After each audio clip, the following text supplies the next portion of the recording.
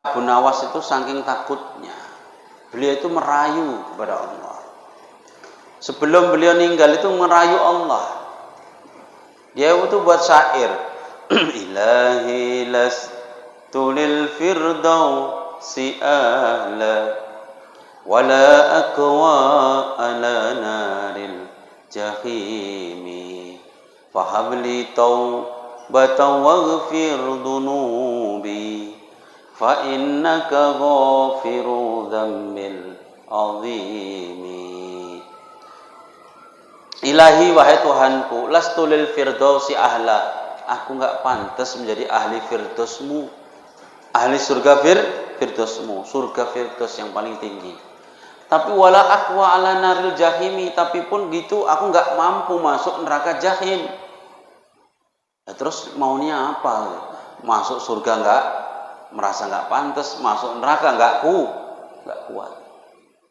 Abu Nawas, apalagi kita.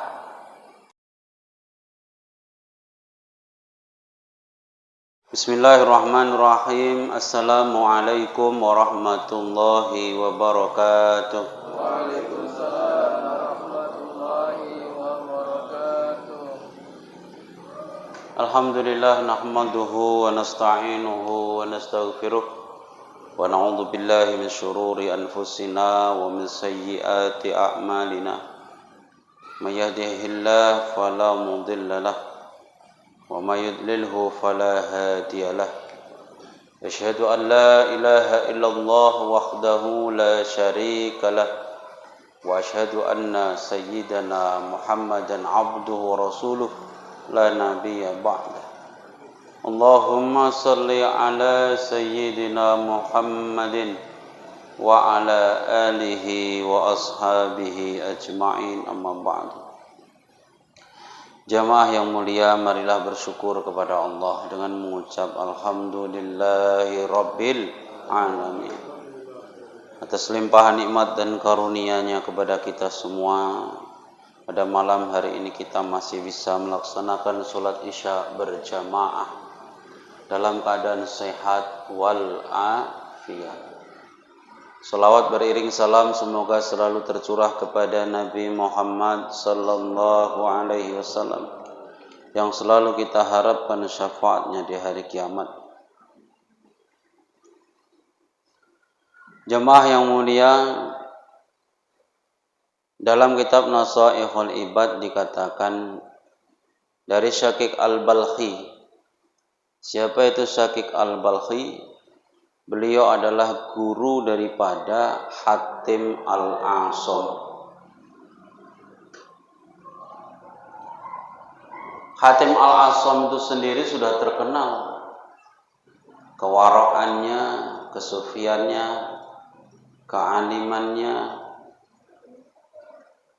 Ini gurunya lagi, Syaqiq Al-Balkhi. Beliau itu dulu adalah saudagar kaya, anaknya sultan sekarang, tajir. Kalau orang sekarang bilang anak sultan, kaya raya.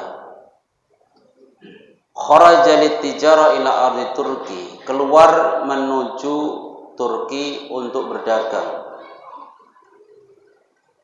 Kemudian pada kesempatan dia memasuki sebuah rumah yang di situ ada berhala. Dilihatnya ada seorang yang membersihkan berhala itu. Qad khalaqa ra'sahu wa lihyatahu. Orang ini klontos, kepalanya botak, jenggotnya pun dicukur bersih. Ini yang tukang jaga berhala ini, yang ngerawat berhala, bersihkan, nyapu tempatnya. Lalu Syaqiq Al-Balkhi berkata kepada penjaga berhala ini tadi, kalau masjid ya merbotnya, tapi ini tempat ada berhalanya ya tukang jaga berhala gitu. Syaqiq bilang kepada penjaga berhala ini, innalaka soni'an hayyan alima. Kamu itu punya pencipta yang hidup dan maha alim, maha tahu, yang maha kuasa, yaitu Allah Subhanahu. Sembah dia. Wala ta'bud hadhil asnam, jangan kamu menyembah berhala-berhala ini, kata Syakik. Jangan kamu menyembah berhala-berhala yang enggak bisa ngasih manfaat kepadamu dan enggak bisa memberi madarat kepadamu. Berhala enggak bisa ngapa-ngapain kamu sembah. Kamu itu punya pencipta yang maha kuasa, maha tahu, maha atas segala-galanya. Sembah dia. Jangan kamu menyembah berhala. Kemudian penjaga berhala ini ngomong, in kanal amru kama taqul fa huwa qadirun ala ayyarzuqaka bi baladatika falima tahammaltal masyaqqah ila hahuna litijarah. Kalau memang sesuai yang kamu katakan, kebenaran itu sesuai yang kamu katakan, bahwa aku punya Tuhan yang maha kuasa, punya Tuhan yang maha tahu, maha segala-galanya. Lalu untuk apa kamu pergi jauh-jauh ke Turki ini, capek-capek ke sini, hanya untuk cari rezeki dan meninggalkan tempatmu di sana? Bukankah Tuhanmu itu maha kuasa? Kalau memang Tuhan maha kuasa, ngapain kau jauh-jauh nyari rezeki di negaraku Turki ini? Kok enggak kau cari aja di negaramu sana rezeki? Syakik Al-Balkhi begitu dibilang kayak gitu lemas dia. Betul juga wah ini. Fantabah Syakik wa akhadha fi tariqi zuhdi. Setelah itu Syakik Al-Balkhi langsung meninggalkan dagangnya, baru dia zuhud. Zuhud itu sudah istilahnya enggak pala ngejar dunia kali, enggak pengen kaya-kaya kali. Yang penting cukup untuk makan, ibadah yang digaskan. Nah, itu Syakik Al-Balkhi. Hidayahnya justru dari siapa? Asbabnya penjaga Jadi hidayah itu enggak mesti dari ustaz, enggak mesti dari penceramah. Kayak yang pernah disampaikan Pak Syahril pernah menceritakan sama saya, orang kafir masuk Islam gara-gara bisa tidur di masjid.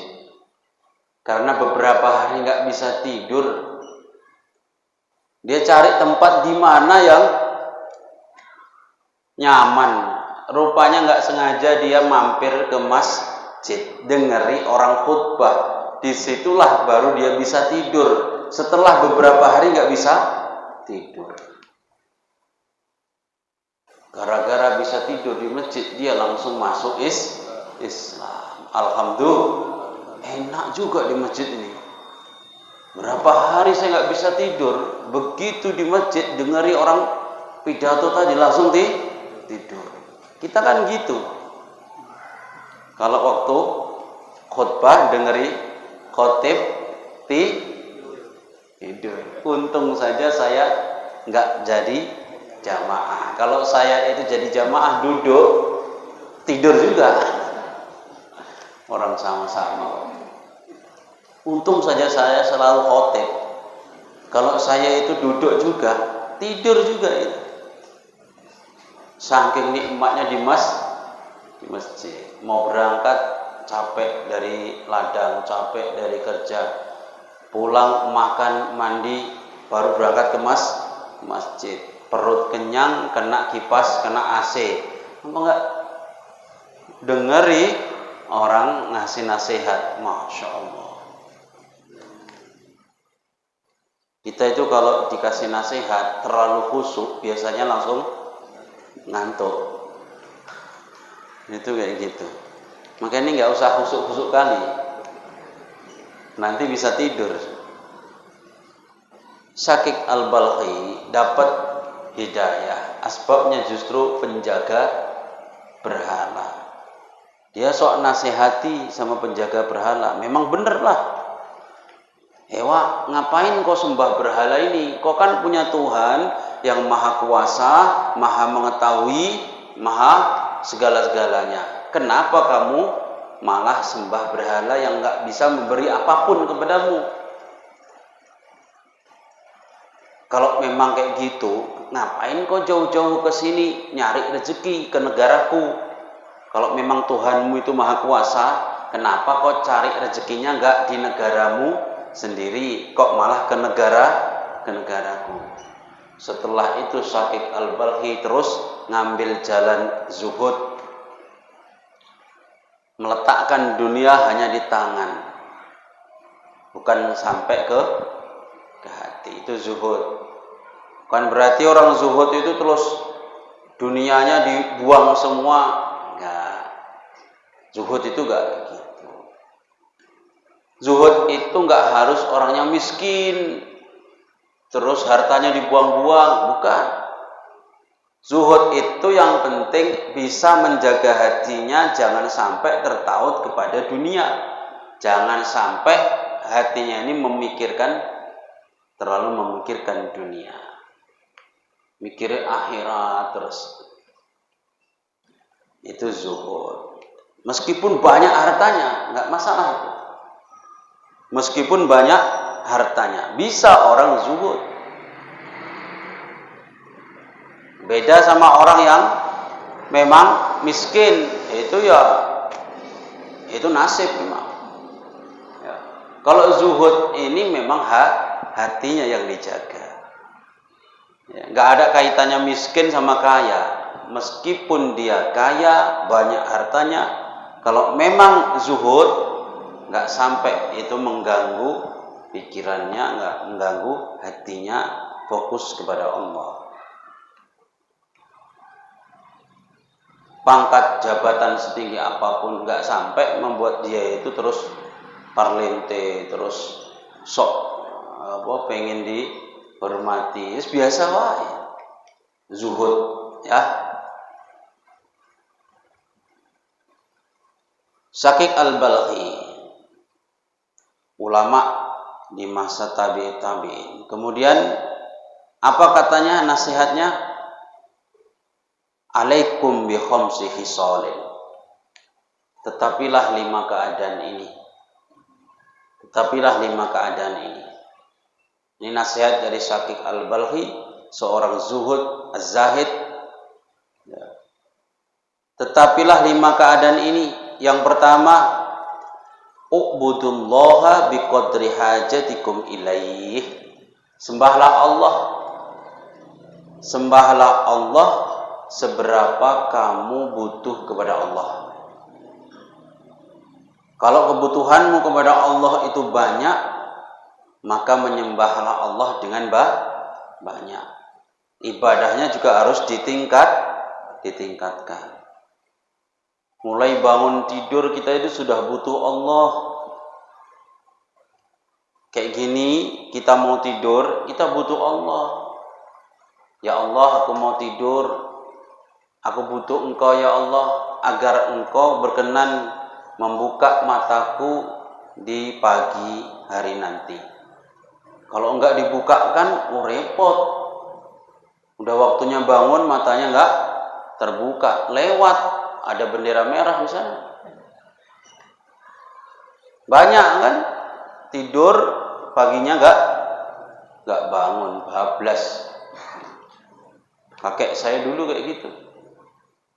Tidur paginya enggak bangun. Makanya kalau kita mau tidur, doanya cemana? Bismika Allahumma ahya wa amut. Dengan menyebut namamu ya Allah aku hidup, dan dengan menyebut namamu aku mati. Loh, ini kan tidur. Kok doanya nyebut-nyebut mati? Nah, tidur itu sejatinya yo mati. Makanya bahasa Jawanya tidur itu tilem. Ya Mbah ya. Tidur itu bahasa Jawanya tilem. Tilem itu mati yo gelem. Lah arep apa? Mati yo gelem. Iku tidur. Dan tidur itu separuh daripada mati. Tidur itu separuh dari mati. Makanya jangan sering-sering tidur. Orang kok sering tidur berarti sudah pengen yang bilang orang kok sering-sering tidur berarti sudah pengen, karena tidur itu sebagian dari an-naumu minal apa? Minal maut. Ya Allah. Aja sering-sering tidur. Saya tidur 1 hari itu dulu ya, sekarang nggak tahan lagi. Dulu masih di pondok, tidur 1 hari 4 jam, 4 jam setengah. Paling banyak 5 jam. Sekarang mau saya bikin kayak gitu, oyong. Udah sempoyongan. Dulu santri biasa tidur 3 jam, 4 jam. Jam 11 tidur, jam 3 bangun. 12, 1, 2, 3, 4 jam. Nanti tidur siang 1 jam, 5 jam. 5 jam, 4 jam setengah tidur. Kadang saya heran, bisa orang tidur lama-lama itu bisa. Padahal hidup ini kalau 1 hari dibagi tidur, aktivitas ibadah, itu yo harus dibagi 3. 24 jam dibagi 4 ya, 24 jam dibagi 4, 6 jam untuk istirahat, 6 jam untuk ibadah, 6 jam untuk mencukupi kebutuhan, 6 jam untuk bekerja. Nah sekarang kalau dipakai tidur lebih dari 6 jam, ya kan yang jatah yang lain itu termakan. 1 hari itu kalau kita pakai tidur 6 jam, itu kita melek itu berarti cuma berapa jam? 24 dikurangi 6, nah, tinggal 18 jam. Nah kalau tidur 1 hari 10 jam, meleknya cuma 14 jam. Kan sayang sekali, melek cuma 14 jam 1 hari. 1 hari kalau sudah dipakai tidur 10 jam, nggak bisa balik lagi itu harinya. Tiap hari kayak gitu. 1 bulan 14 jam kali 30 hari. Baru berapa jam kita? Kan sayang sekali. Yang seharusnya kita bisa melihat apapun, malah kita merem.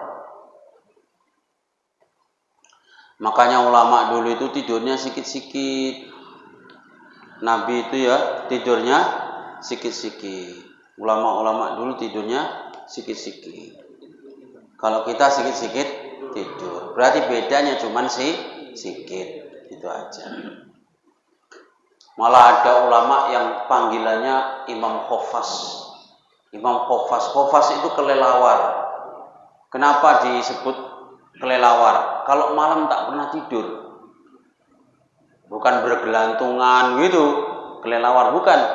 Kalau malam itu belajar, ya, nulis ilmu, taklim, pokoknya kuat Imam Khofas.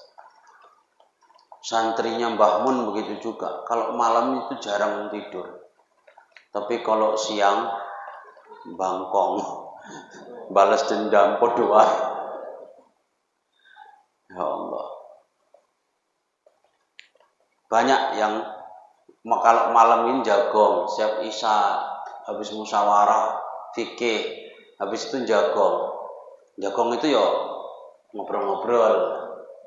Nanti kalau sudah tidur semua, baru mereka masuk kamar sendiri, baca buku diam-diam sampai pagi. Makanya orang itu alim-alim. Kayak Gus Baha gitu. Alim. Orang belajarnya itu nggak ditampakkan. Nampaknya ya ikut ngobrol ngopi di warung. Di dalam pondok itu ada warung kopi, yang ngerokok ya biasa sih ngerokok. Iya. Ngerokok biasa. Ngopi, ngerokok, itu nggak lepas dari santri itu. Cuman aku nggak melu-melu. Karena Mbah Mun nggak ngerokok. Mbah Naji nggak ngerokok. Gus Baha yang alim yang kayak gitu pun nggak ngerokok. Yang niru yang alim-alim lah. Jarang putra beliau yang merokok. Makanya saya ngikut dia nggak merokok juga. Ubudullah biqadri hajatikum ilai, sembahlah Allah seberapa kamu butuh kepada Allah. Kalau kita butuhnya kepada Allah banyak, ibadahnya ditambahi. Makanya kalau kita lagi butuh, pengen usahanya lancar, ibadahnya dia nambahi. Sholat duhanya ditambah. Kalau kita mau pengen selesai hutangnya, sholatnya, ibadahnya ditambahi. Sholat duha, sholat tahajud, sholat sunnah, qobliyah, ba'diyah, diamalkan. Jangan siap sholat langsung pulang. Sholat sunnah dulu. Sholat sunnah itu bisa melengkapi kekurangan sholat fardu kita. Bisa melengkapi pahala yang kurang dari sholat fardu kita. Nah, ini ada yang salah paham nih. Kata Ustadz, kalau kita sholat sunnah, sholat fardu yang tidak dilakukan bisa ditempel dengan sholat sunnah itu. Bukan begitu maksudnya. Sholat fardu kita yang tidak khusyuk, sholat fardu kita rukuknya, sujudnya yang kurang sempurna, itu bisa ditempel dengan pahala-pahala sholat sunnah itu tadi. Bukan sholat sunnah bisa menggantikan sholat fardu yang ditinggal zaman dahulu. Ini salah paham nih. Dulu aku kan belum sholat tuh, masih lajang. Nah ini kan saya sudah rajin sholat tiap hari. Kata Ustadz, kalau kita sholat sunnahnya sudah rutin, sholat sunnah itu bisa menempel sholat fardu yang dulu ditinggal. Bahasanya cuma sedikit bedanya, tapi salah. Sholat sunnah qobliyah ba'diyah menempel pahala sholat fardu yang kurang sempurna, sujudnya kurang khusyuk, rukuknya kurang khusyuk, bacaannya mungkin kurang benar. Itu loh pahalanya ditempel dengan sholat sunnah. Jadi nggak ada cerita sholat sunnah qobliyah ba'diyah bisa menggantikan sholat fardu yang dulu pernah ditinggal, nggak bisa. Sholat fardu yang ditinggal ya harus diganti dengan sholat fardu, namanya sholat qadha.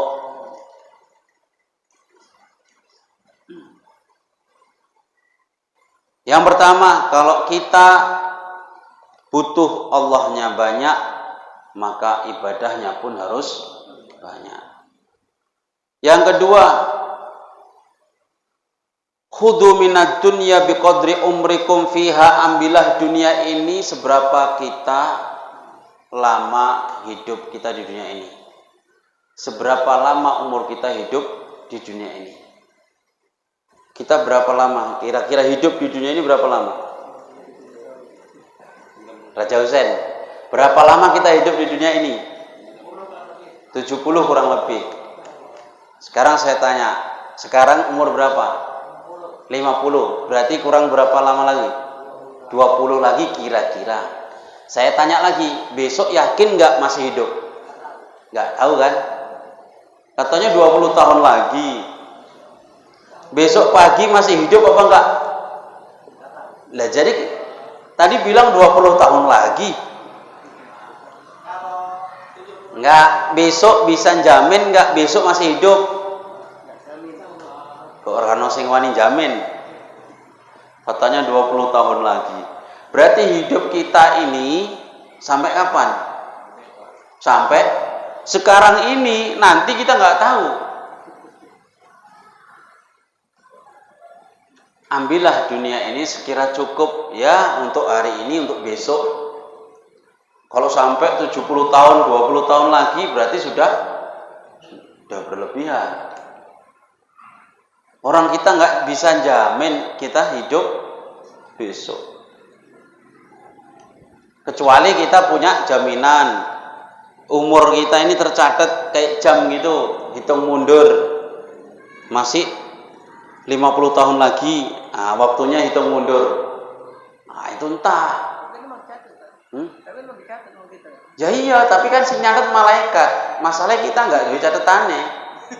Kan ngono. Ya Allah.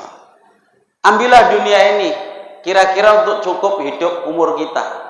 Lah umur kita nggak tahu. Ya wes yang penting cukup untuk besok supaya nggak gerangsang. Gerangsang itu apa? Geragas. Geragas itu apa? Rakus dunia. Ternyata yang mengamalkan ini adalah hewan-hewan kayak burung, kayak cicak. Kalau tikus ini saya masih kalah kita sama burung. Kalau si tikus masih dia mau nyimpen di lubangnya itu. Kalau digali itu di ladang itu ubi itu, wow, disimpannya di situ, jagung disimpan di situ. Tapi kalau burung, cicak, pernah nampak burung bawa kantong kresek disangkutkan di sangkarnya sana, isinya makanan, kan nggak pernah. Nampak cicak itu bawa makanan, ditaruh di lemari, disimpan, nitiplah di sini, nggak ada. Kambing masih ada temboloknya di sini. Kambing lembu itu masih menyimpan makanan di sini. Nggak nyemai, simpen ini. Burung itu pagi lapar, sore sudah kenyang. Ini ilmunya orang-orang zuhud. Nggak pala nyimpen. Kalau kita bisa kayak gini, wow, itu sudah hebat kali. Ilmu tauhidnya sudah kuat kali ini. Masya Allah. Tapi ini jangan coba-coba. Ini hanya bisa dilakukan oleh profesional ya. Jangan coba-coba. Ya. Minimal ini gaduh tiap hari, minimal. Jangan coba-coba ini. Abu Bakar As-Siddiq ya, nyimpen makanan untuk siapa? Untuk anak istrinya. Beda sama Nabi Muhammad SAW. Sahabat Utsman bin Affan juga nyimpen makanan. Begitu semua diikuti. Jadi kok nyimpen makanan? Aku ngikut Utsman bin Affan. Ya. Kok gak punya makanan? Oh, ikut Nabi Muhammad SAW. Pas gak punya makanan, bilangnya ngikut Nabi. Pas banyak makanan, ngikut. Nah, ini enaknya jadi umatnya Nabi Muhammad. Ya.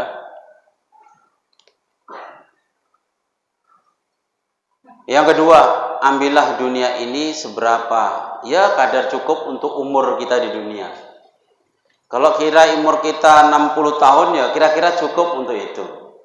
Tapi kalau umur kita besok saja nggak bisa jamin, ya kira-kira cukup untuk hari ini sama besok, biar nggak kekurangan. Yang ketiga, wa'adnibullaha biqadri taqatikum ala adzabih. Silakan berbuat dosa seberapa kamu mampu menahan siksanya Allah. Buat dosa silakan. Sudah enak kan? Silakan buat dosa. Seberapa kamu mampu menahan siksanya Allah. Ya kalau kira-kira kamu mampu menahan 1 tahun di neraka, ya lakukan dosa sekadar 1 tahun. Kalau mampunya menahan siksa api neraka sampai 1000 tahun, ya kira-kira lakukan dosa sekira 1000 tahun. Nggak apa-apa. Silahkan berbuat dosa. Tapi kalau kita 1 detik saja nggak mampu menahan api nerakanya Allah, ya nggak usah buat dosa. Wa in minkum illa wariduha.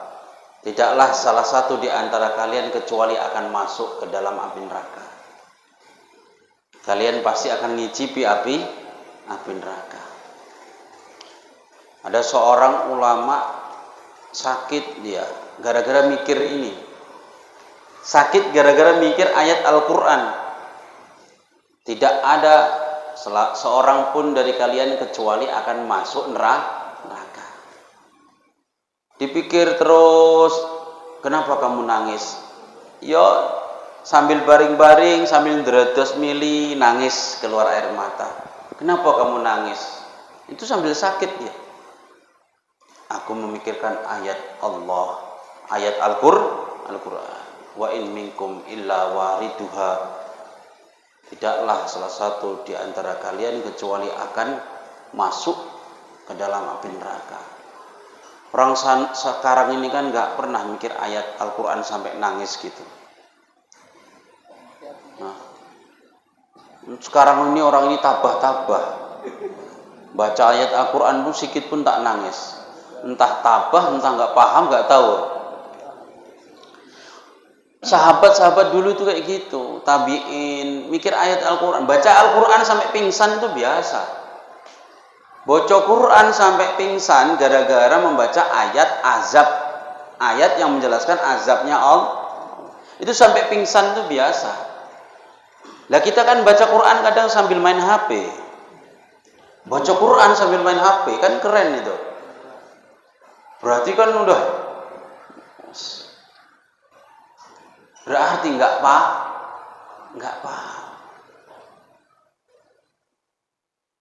Sahabat-sahabat Nabi kalau baca Quran sampai nangis cekukuan, sampai nggak bisa moco, sampai berhenti. Kenapa? Ada di situ ayat yang menerangkan tentang azabnya Allah. Jadi sahabat-sahabat dulu itu menganggap akhirat itu sudah nyata di hadapannya. Akhirat itu bukan akhirat itu nanti setelah mati baru dia menghadapi akhirat. Akhirat itu sekarang itu. Jadi ketika mereka itu membaca Quran, mereka itu langsung bisa merasakan kehadiran azab tersebut. Sehingga sampai pingsan-pingsan, sampai nangis. Bahkan orang-orang dulu itu dengar bacaan Quran itu sampai pingsan, sampai meninggal. Gara-gara takut kepada siksanya Allah.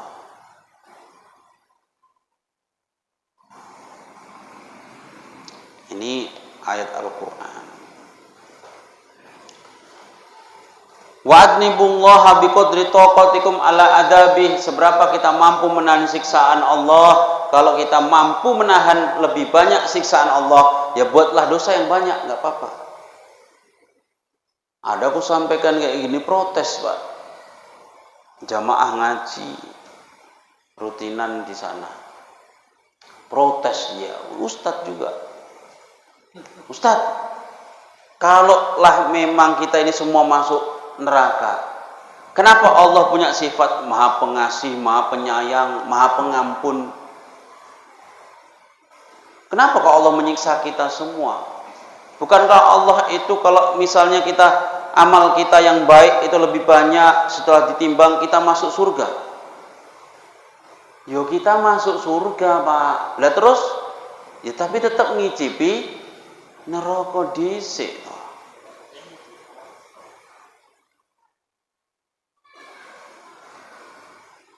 Tapi ada orang yang bisa masuk surga tanpa hisab. Itu adalah hak prerogatif Allah. Kalaupun ada, enggak semua kayak gitu 1001. Padahal kita ini sudah tahu apa itu yang bisa bikin kayak gitu. Sholat 5 waktu berjamaah, ya, istiqomah, ya, sedekah. Dia sudah dikasih tahu, kisi-kisinya sudah tahu. Cuman mengamalkannya ini loh kadang-kadang. Enggak kayak ini mau apa? Enggak ini dia. Mosok kita ini ngicipin neraka. Enggak percaya ini. Ayatnya dibaca no. Surah Maryam fa in minkum illa wariduha. Tidaklah salah seorang dari kalian kecuali akan memasukinya. Lah tapi ada hadis Ustadz yang bilang kana akhiru kalamihi la ilaha illallah dakhala jannah. Pokoknya ada orang kok akhir kalimatnya la ilaha illallah masuk yo masuk surga, tapi kan tetap ngicipi tiket masuk surga wis ono. Tapi dia ngantri dhisik, dicelup dhisik sampai bersih. Ngono.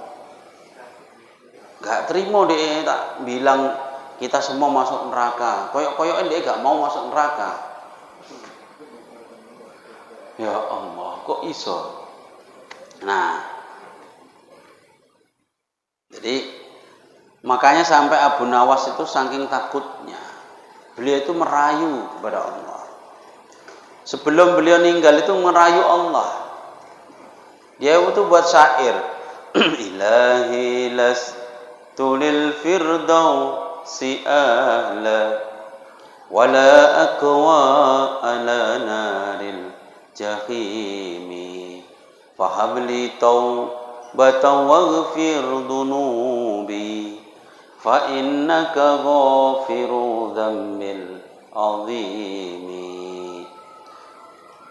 Ilahi wahai Tuhanku, lastu lil firdausi ahla, aku enggak pantas menjadi ahli firdausmu, ahli surga firdausmu, surga firdaus yang paling tinggi.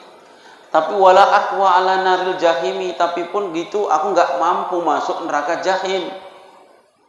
Ya, terus maunya apa? Masuk surga enggak, merasa enggak pantas, masuk neraka enggak kuat. Abu Nawas, apalagi kita ini kira-kira masuk surga firdaus pantas apa ora? Ulama-ulama dahulu yang sholatnya 300 rakaat setiap malam, setiap sholat satu malam 30 juz selesai, 30 juz selesai setiap malam. Itu saja belum ada jaminan surga firdaus. Kita yang amal ibadah kita nggak seberapa, terus pede mau masuk surga firdausnya Allah. Maka Imam Abu Nawas sampai bikin syair. Ilahi lastu lil firdausi ahla, wahai Tuhanku, aku tak pantas masuk surga firdausmu. Wala aqwa ala naril jahimi, tapi aku tak mampu menahan siksa neraka jahim. Fahabli taubatan waghfir dunubi, maka terimalah taubatku dan ampuni dosa-dosaku. Fa innaka ghafiru dzambil azimi, karena sesungguhnya engkau adalah zat yang mengampuni segala dosa yang besar-besar. Ini syairnya Abu Nawas merayu Allah. Ini sekaligus dipakai ulama. Barang siapa kak baca ini dengan khusyuk, siap sholat Jumat, sebelumnya baca Al-Fatihah 7 kali, Al-Ikhlas 7 kali, Al-Falaq 7 kali, An-Nas 7 kali, kemudian baca syair Abu Nawas ini, maka diampuni segala dosanya dari Jumat yang lalu sampai Jumat siap itu dibaca. Ini bisa diamalkan nggak ini?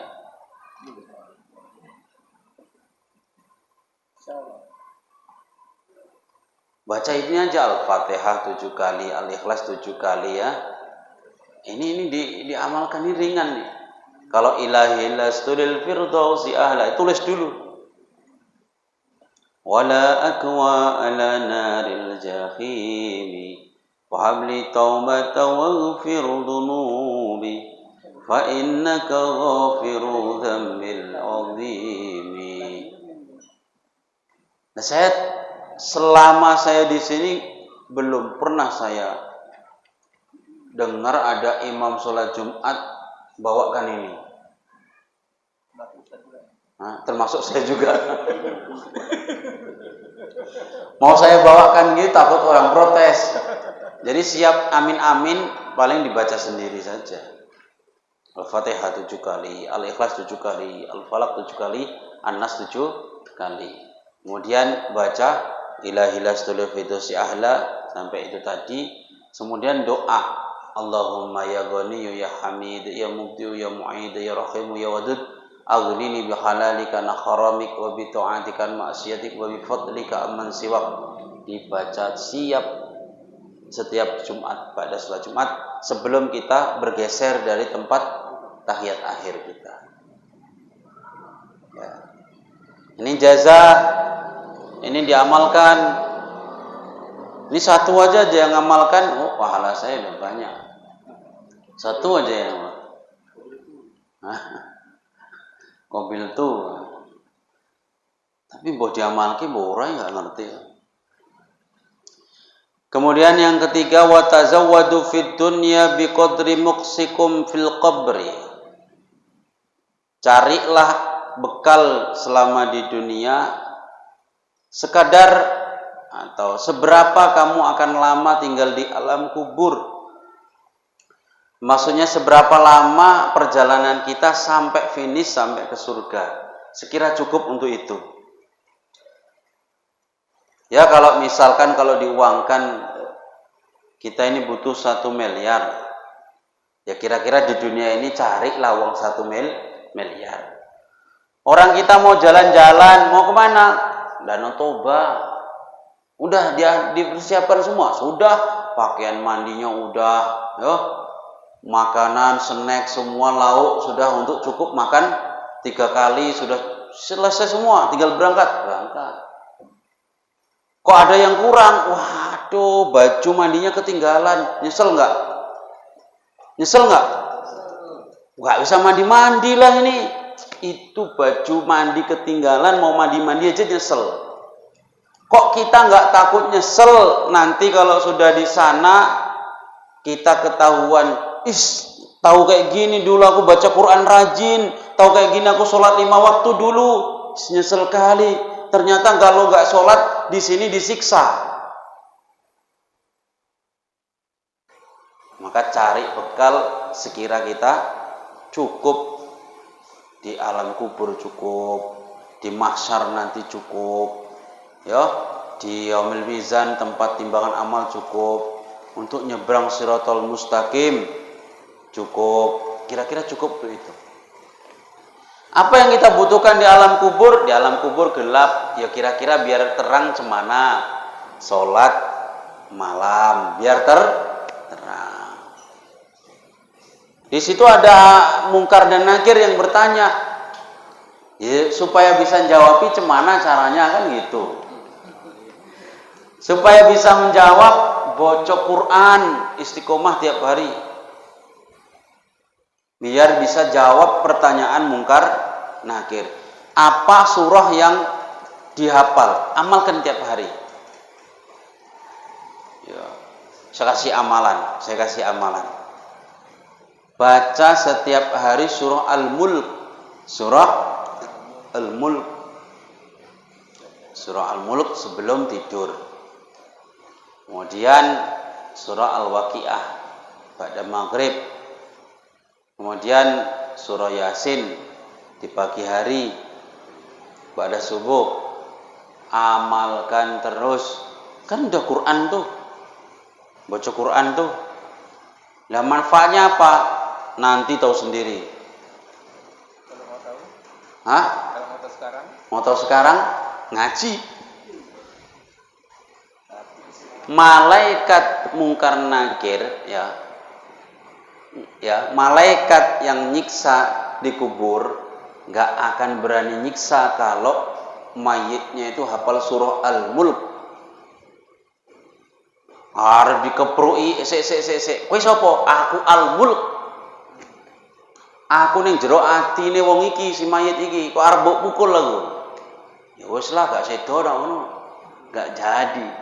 Mau dipukuli malaikat gak jadi gara-gara di dalam hatinya si mayit ada surah Al-Mulk. Hafalkan itu. Alhamdulillah aku waktu di santren sudah hafal. Alhamdulillah. Sekarang diamalkan tiap hari. Insya Allah kalau anaknya mondok di pondok saya ajak amalan itu. Siksa kubur dijamin.